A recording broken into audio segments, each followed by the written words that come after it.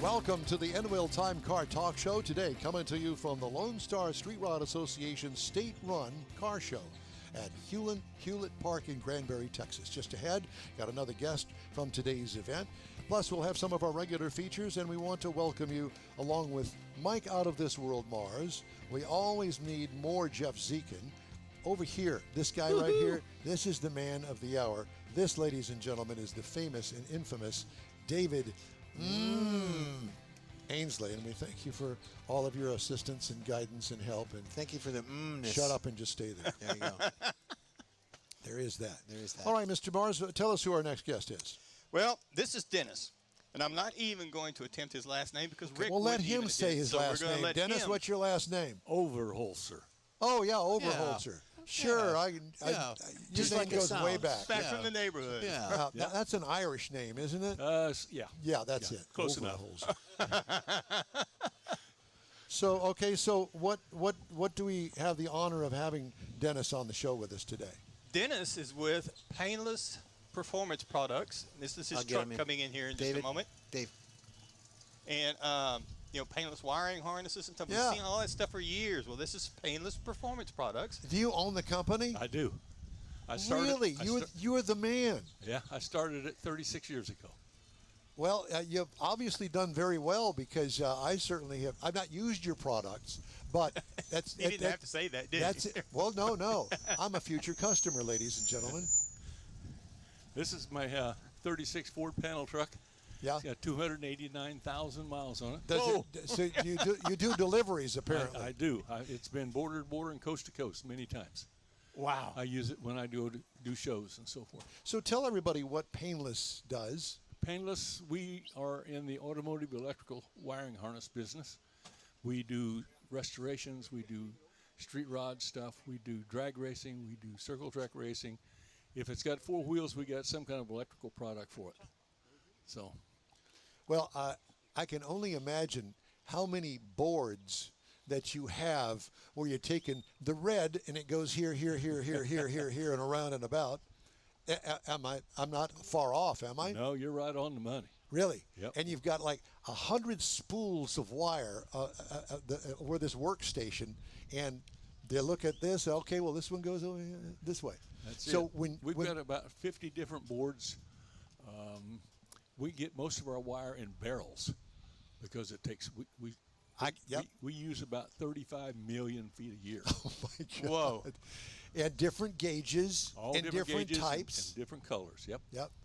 And do you have one supplier or multiple suppliers for your wires? We have one main supplier, and then we have an alternate in case something happens. And back up, yeah. And where is your factory, so to speak? Our factory is on Ludell Street, which is just east of downtown Fort Worth. Seriously? So you're Texas-based? Yes. Always? Always. Are you a Texan? Well, I moved here in 1970 after I got out close of the military, enough. so that's close enough. Yeah.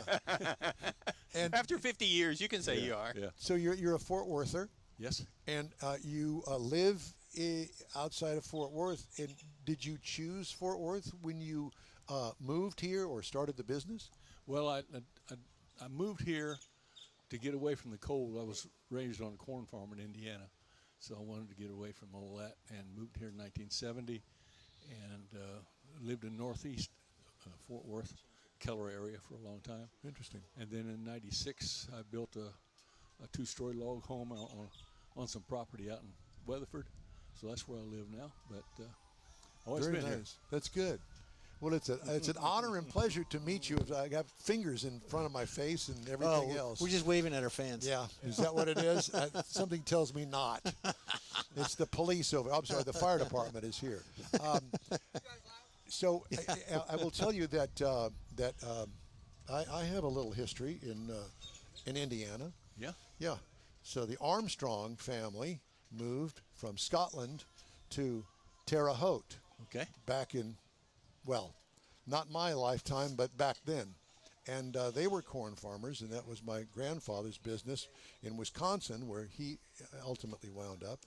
And so I'm a Midwesterner, too, and I found the right place in Texas. Yep. Yeah. So you get that. So how many, you say that you got these boards, and for those that don't know, in my world, the board basically had nails on it. And somehow, some way, I guess you went backwards with a wiring harness for that truck or, you know, my 1955 Chevy Corvette.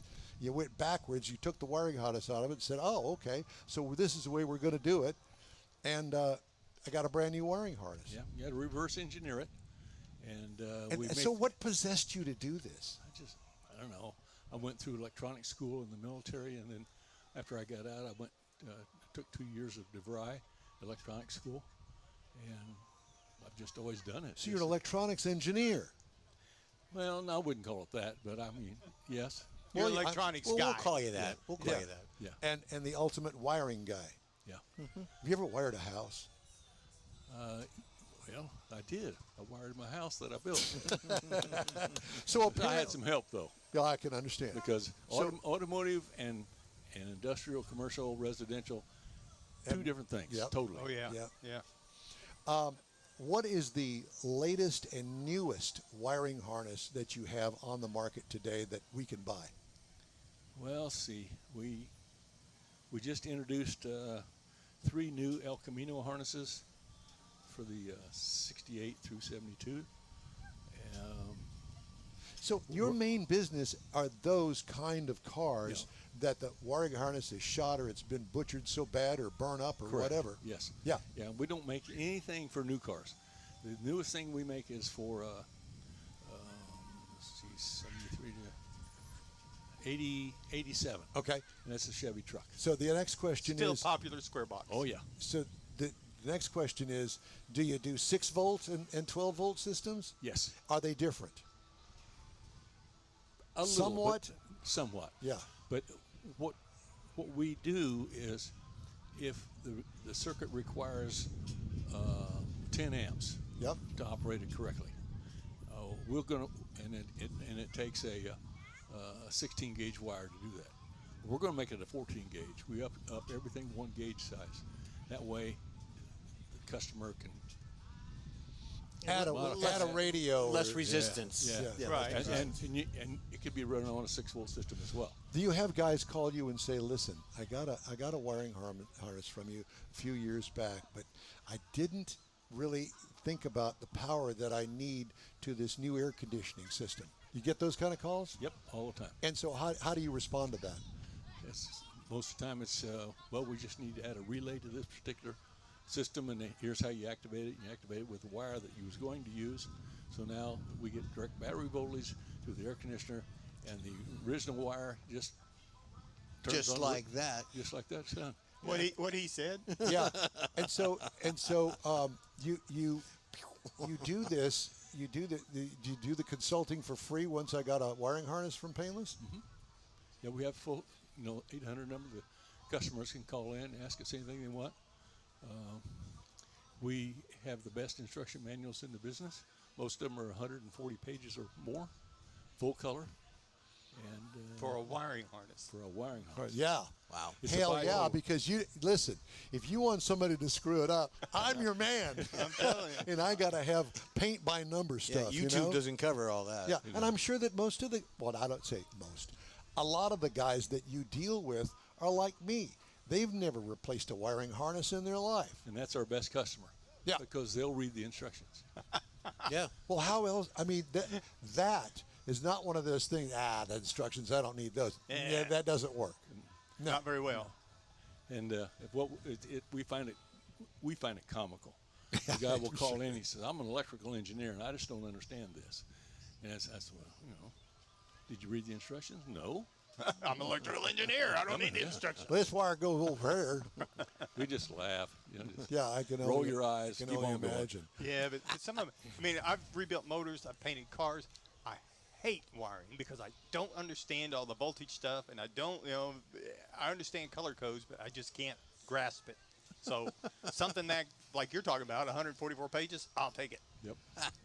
So let me ask you, Dennis, what do you think of our wiring here today? Yep, it's here.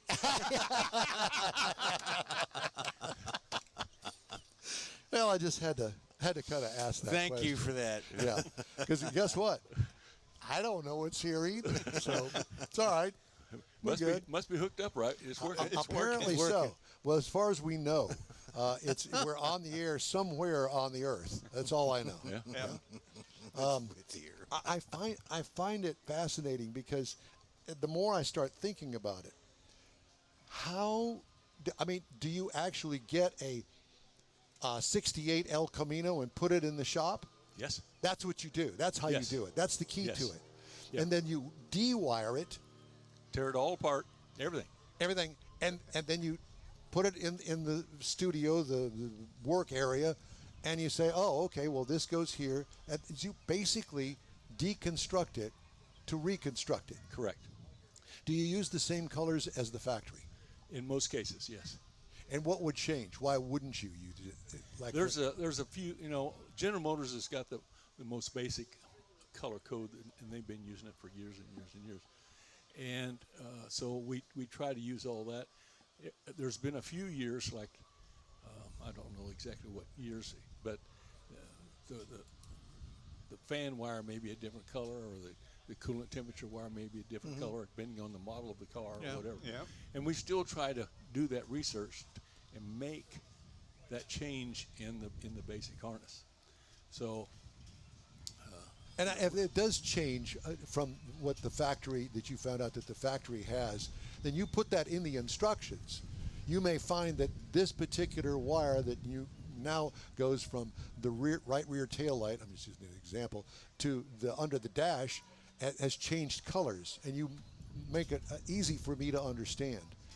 Ford, this way, Don, this is the way you do it. Yeah. Ford used to be the worst. Henry would use anything left over. He didn't care what the color codes were, just make it work. Make it work. And we were getting in some Mustangs, the early 60s Mustangs, and taking them out, and there'd be 4 different colors of wire just feeding the taillights. In one circuit. Yeah. And it just, So how do you do it? how long does it take for them to do that? The deconstruction, the reverse engineering. How long does it take to create the harness? We'll find a customer that will allow us to have their car for a long period of time, several months. So time we bring it in, take it apart, reverse engineer it, build a sample, see if it'll fit. If it doesn't, modify the sample, do it again. When it fits, then we got to put it on paper, and then we put it in the computer to make a work order. And then when we get all that done, we'll run a work order for 3, and we'll see if you can produce it. Produce it. If it works out, and we got to change that. The last thing we do then is the instruction manual, and the same guy that started it day 1 is the same guy that's going to finish it in day 365. Yeah, and that was my question as well. Yeah, so he's re-engineered it, and now he's got his prototype, and you're creating 3, and he's testing those 3, make sure everything works. Now, and then he's going to put it all on paper. Yes. Wow, that's it takes a year. It takes a year to do the whole process. Wow. So what happens? I understand, a 67 El Camino. So you get one. What happens if somebody comes and asks you for something that you don't have, but there's not one, a 47 Ford, whatever, available for you to find? Well, we make a lot of universal harnesses as well.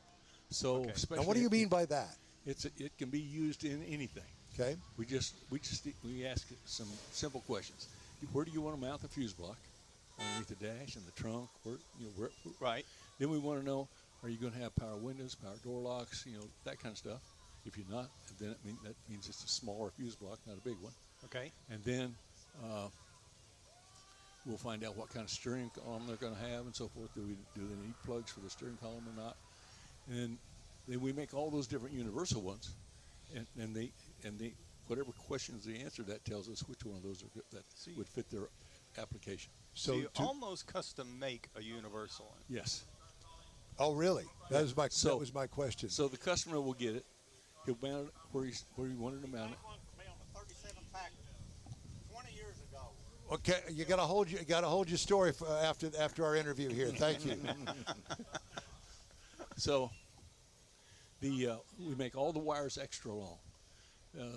the first one I made was for my 39 Chevrolet that I had years and years ago.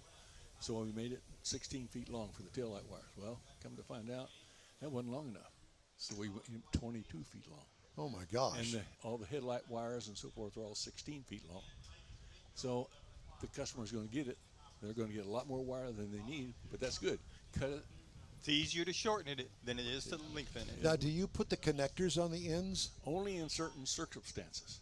If they're going to have a General Motors keys column, let's say key column, Yep. then we'll put all the plugs on that so they can just plug in the column.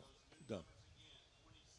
Because that's pretty easy to figure out how long you Yes. need the wires and pretty standard stuff. So, but like you say, how long do you need to get your taillights? Where are the taillights mounting? Which Because we don't know what car is going to go in, how big it is. It might be It might be that. Or it could be that little bitty short hot rod over there, the yellow one. Mm-hmm. And who's to say? Yeah. Because that, I guarantee you, does not have the original wiring harness in it. No. absolutely not. Do you live here in Granbury? I live in Weatherford. Weatherford. Okay. North of here, about 30 miles. Okay. So are you between here and Fort Worth? Well, Fort Worth is, I live north of here. Fort Worth from where I live is east. I got you. Okay. So, yeah, I got you. I've heard of Weatherford. I don't think I've ever been there. I'm trying to remember why I've heard of that.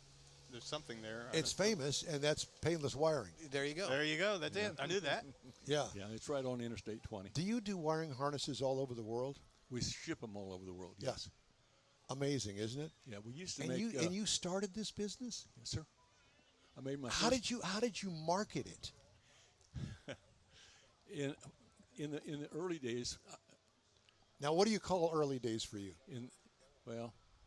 I've wired my first car in 1964. Okay. I had a 33.3 window coupe. All right.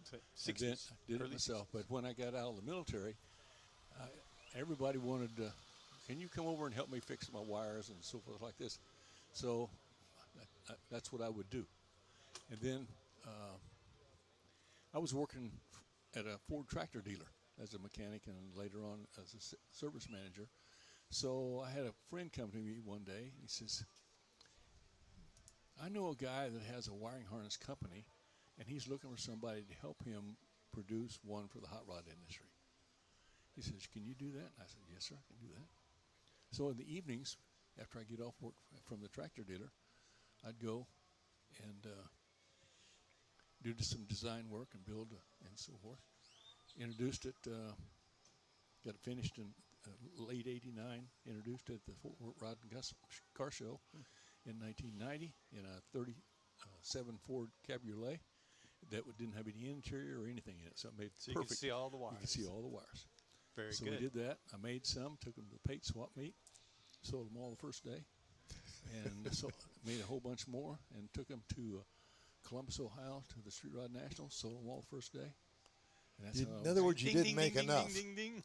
But I had an advantage because for 11 years I was a volunteer for the National Street Rod Association. So I knew all the vendors there. I knew I had all the connections. And it made the world of difference. Then You know, later and that gives a different meaning to connections from your world to the living world. Electrical connection. Yeah, but then I got very involved with SEMA. I don't know if you're familiar with Yes, them. sir. Absolutely. I give them 20 years of my life, and a lot more connections, and things happen. So everything's Congratulations! What a Yes. great story to tell. Absolutely. I mean, this is a story for a book. Guys would buy it. I've sold. I've written 3 books already. Have you? Well, there you go. Well, I'm a day late and a dollar short, just like the rest of my life, but whatever. I got to tell you one more story. Please do. How we got our name. Yes. Oh, yeah. We incorporated as Perfect Performance Products, and we were that way for a while when I was building my first harnesses. And so I had a friend. His name was Tex Smith. He was the editor for Hot Rod for a while, and he was also had his own publication called Hot Rod Mechanics. And he called me one day and he said, "I hear you got in the harness business. What are you thinking?" You know, he's giving me a hard time, but he says, "I'm building a $1 a pound roadster." and that's what he had. It was a little Roadster, and he didn't want it to cost any more than it weighed. So he says, "Would you send me a harness, and I'll put an ad in my upcoming issue of Outrod Mechanics?" I said, "Yeah." So I did, and he did. And the phone blew up. And then in October of 1990, his latest edition came out, and sure enough, there's a full-page ad, and the top of it said "painless wiring," and it's been painless wiring. And he was ever just since. using it as an adjective for your product. But now, How cool. that's how it started. That is. Is he still alive? Are you still in touch with him? No, Tex passed away a few years back. Yeah. Wow, that's a great story. Yeah. So lots of cool things. And you talked about marketing. You know, he's marketed himself, all the contacts, the network. One more another quick Okay. story. Okay, I'm coming home from an event in Knoxville, Tennessee. It was National Street Rod Association South, and so when I go back to Texas, I always look to see what the weather is in Memphis or Birmingham, so I know which way I'm going to go. Yeah. So it's storming in Memphis, so I'm going to take the southern route down to Birmingham and go across, and so I get down there and I get on the loop in Birmingham. I'm headed west on 20, and all of a sudden I get a CB radio, and of course that was back in the 90s. Yeah. Everybody had one, but it lights up, and I can see these two trucks coming at me, and one guy says, "Wow, look at that yellow truck over there. That's pretty cool." And the other guy comes on. He says, "Oh yeah, that's that Painless guy. He drives that all over the country." So I just reached up. "Thanks, guys." There you go. So Good it's just story. stuff like that. Yeah. Yeah. And us. When we saw Painless Wiring, we were going, "Wow, that's really cool. Yeah, we I know wonder if that." that's the guy." And it's you. Mr. Painless. Somebody had to do it, right? Absolutely. Exactly. Well, I mean, I can only imagine you go places and you're famous for your wiring harnesses. I mean, I think you are. I've heard of Painless Wiring since you Yeah. went into business. I didn't know it any different. Absolutely. Yeah. And I certainly didn't know any of the I didn't know any of that stuff. I have seen videos of a wiring harness board where you Loop it through all like a yeah. rug. Well, it was basically a 4x8 sheet of plywood with nails in it. That's it. Yeah. Is that you still doing it that way? Yep. Oh my God, they're still doing Now, it that now way. we have little clips instead Right. of the nails, but Yeah, but still, you still got to lay it out by well, hand. everyone's laid out. General Motors does the same thing. Lockheed does the same thing. Bell Helicopter does the same. They're all made that way. Do you think we could use one for us? I think we could probably use some help in that Yeah, regard. it may take a while, but we can get it. Two boards. It may take 2 years for that project. Dennis Overholster. Did I pronounce that right? You did good. Thank you. Thank you very much. We That's appreciate that's that Midwestern thing coming out, I think. There you go. Yeah, because I know that I've known somewhere in my life an Overholser. There's a lot of them in the Midwest. Yeah, yeah. Well, Indiana, Terre Haute, all. Yeah, I got you. It's a pleasure. It's an honor to have you here and talk to you today. Painless Wiring, and I guess all we got to do is Google it, Painless Wiring, and it's going to come to you. Yep. Yeah, and I assume that you get a lot of your business now off the internet. A lot, yes. Yeah. Off our website and so forth. Yeah. One last one. How many folks work for you? Right now we're at about 50. 50 people. We had been up to 80 some at one time. We were making some harnessing for General Motors, but they And didn't you, work. I guess, Is I a guess you, regular supplier part of their supply line? Yeah. I guess that you probably get phone calls every once in a while like that, don't you? Guys that not companies that say, "Hey, I'm building a little car, then I'm going to have 50 of them. Can you do the wiring harness for us?" We used to do some of that, but we call that job shop work. Right. The problem with it is it takes all the time of my engineers to do that little job. It takes them off of what we need to get Right. done. I got Off you. your main core Yes. business. And after all these years, you figured that out. And Yeah. So nothing with the electric car companies, Teslas No. or anything, nothing like that. We only make it for ourselves. Perfect. Very good. Honor, pleasure. Yeah. Thank you Thanks so much again. for stopping by and a great conversation. Yeah. Appreciate you. Appreciate all the support. Oh, you got it. All right, coming up, Jeff has the cruise in and events calendars, and I got stories making automotive news headlines this week.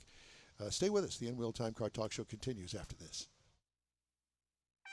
The Tex-Mex dining experience is defined by Lupi Tortilla, your destination for Texas's best beef fajitas and frozen margaritas. Since 1983, Lupi Tortilla has served authentic and time-tested recipes made with the freshest ingredients. Atmosphere is part of the award-winning experience at Lupi Tortilla, all developed in a little house near Highway 6 and I-10 in Houston. Visit any of the Lupi Tortillas and you'll see the same attention to detail in each and every location. Start your Lupi experience with queso flammeado and guacamole, along with a classic frozen margarita. Dine on famous Lupi beef and chicken fajitas or pepper shrimp brochette, or a fish or vegetarian entree, and finish with a scrumptious flan for dessert. Find Lupi Tortilla in Houston, College Station, Beaumont, Austin, San Antonio, and Dallas-Fort Worth. There's a Texas location near you. The recipes are authentic and time-tested. The ingredients always fresh. Lupi Tortilla. Eats pretty good.